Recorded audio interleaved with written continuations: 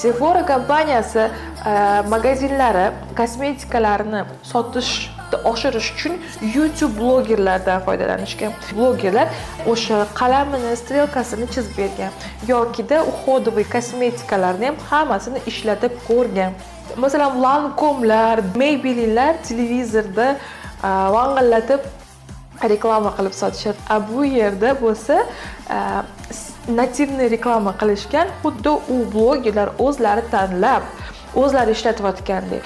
U ham yetmagandek, Sephora kompaniyasi o'z kosmetika va uходовый kosmetikalarni ishlatishni o'rgatgan. 100 yil mamnaqa yuvasan, mamnaqa shotkadan foydalanasan, mamnaqa tengdan foydalanasan deb etapma-etap ishlatishni o'rgatgan.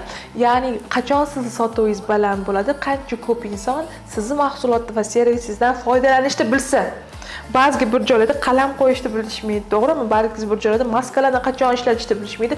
Bu yerda Sephora kompaniyasining eng katta qilgan ishi YouTube blogerlardan reklamaga o'xshatmasdan, balki aholiga yordam bergan holda reklama qilish o'z mahsulotlarini. Bu eng muvaffaqiyatli reklama strategiyalardan biri hisoblanadi.